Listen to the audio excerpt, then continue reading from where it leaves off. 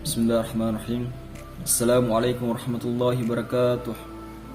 Perkenalkan, nama saya Muhammad Uriksan dari kelas D semester 2, Program Studi Administrasi Publik, Fakultas Ilmu Sosial dan Ilmu Politik. Pada kesempatan kali ini, saya akan membahas sedikit tentang perkembangan teori manajemen sumber daya manusia dan asumsi dasar teori manajemen sumber daya manusia. Ada pembahasan yang pertama, yaitu perkembangan teori manajemen sumber daya manusia.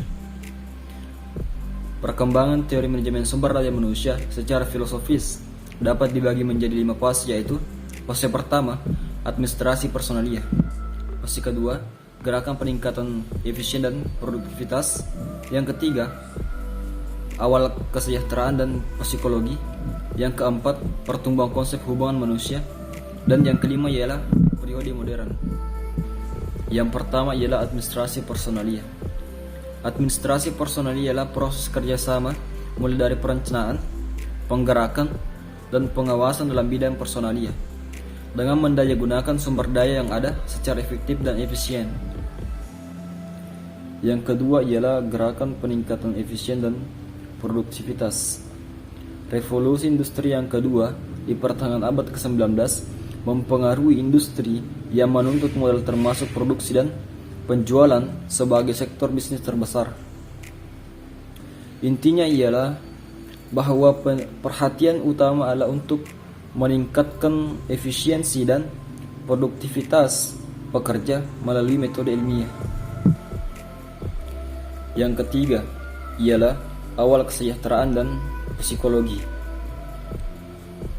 Pada awal abad ke-20, persaingan yang meningkat dan tuntutan yang mendesak untuk memenuhi pesan membuat pemilik pabrik memperhatikan produktivitas secara serius, dan berbagai isu yang menjadi fokus seperti ketidakhadiran karyawan dan turnover yang tinggi sehingga mendirikan departemen personalia. Yang keempat ialah pertumbuhan konsep hubungan manusia. Pertumbuhan konsep hubungan manusia ini lebih menekankan pada kepentingan bersama antara manajemen dan pekerja.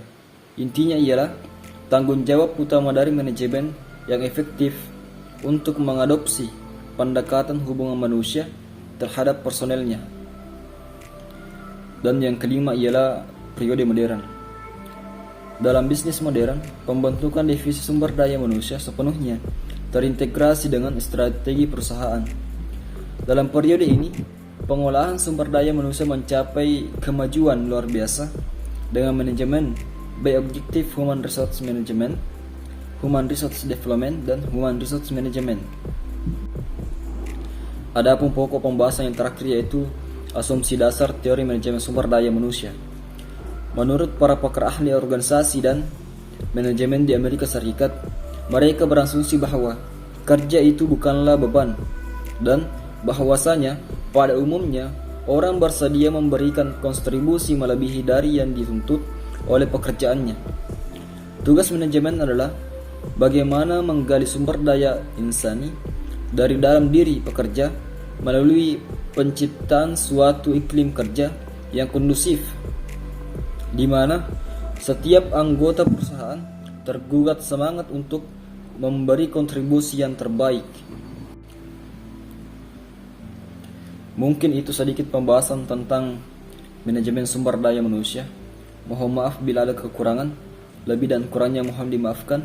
Wabillahi fisabilil haq. Wastabiqul khairah. Wassalamualaikum warahmatullahi wabarakatuh.